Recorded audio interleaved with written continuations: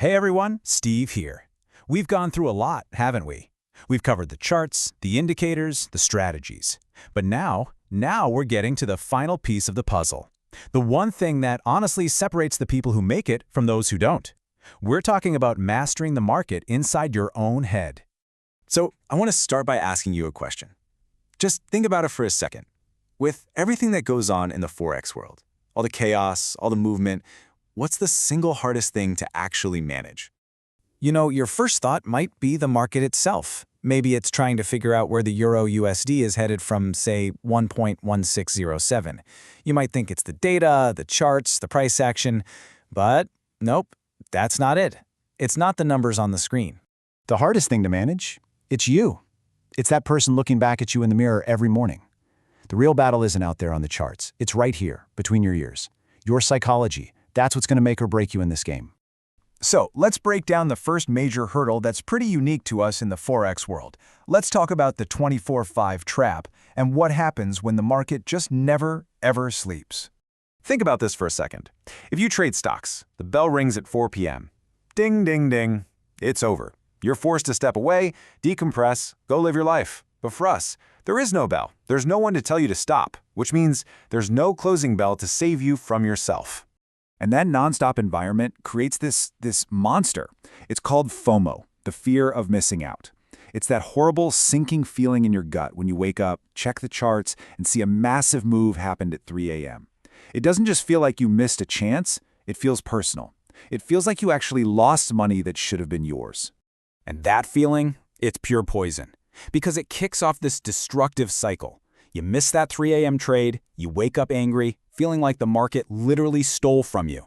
And what do? You jump right in and start revenge trading to win it back. But here's the thing, the market has no idea who you are, and it sure doesn't owe you a thing.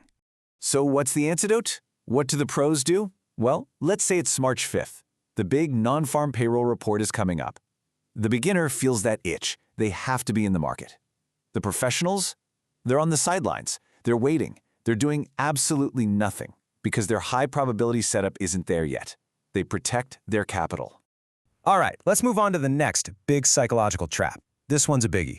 We're going to call it the leverage illusion, and we're going to talk about why you absolutely have to trade the pips, not the paychecks. See, leverage is a powerful tool, but it does something funny to our brains. Because you can control so much money with such a small deposit, your brain quits thinking logically, and it starts doing what I like to call lotto math. You stop thinking about risk management and start fantasizing about what you're going to buy. Be honest, has this ever crossed your mind? Man, if I can just catch 50 pips on this one trade, I can pay my mortgage this month. I'll tell you what, that single thought has probably wiped out more trading accounts than any market crash in history. And I really want you to listen to this. The absolute second you start a trade thinking about a specific bill, a car payment, your rent, whatever, you've already lost. Period. You are no longer trading a setup, you're trading out of need. And need is the worst trading strategy on the planet. So here's a rule that you need to just burn into your brain. My rule is this: trade the pips, not the dollars.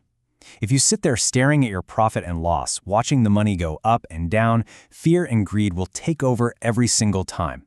But if you just focus on your process, on executing your plan perfectly, guess what? The money just shows up as a result. So we've talked about the traps. How do we actually fix it? Well, that brings us to the professional mindset. It's all about learning to think in probabilities. This slide right here says it all. Look at the difference. To a beginner, a stop loss is painful. It feels like failure. It's proof that you were wrong, and it's a huge emotional blow. But to a professional, it's just a business expense. It's data. It's just proof that one particular idea didn't work out. No emotion, just information. So let's redefine this right now. A stop loss is not about failure. A stop loss is a tool. It's a professional tool for preserving your two most critical assets, your money and your mental energy, so that you are in the game and ready to take the next quality setup that comes your way. And check this out.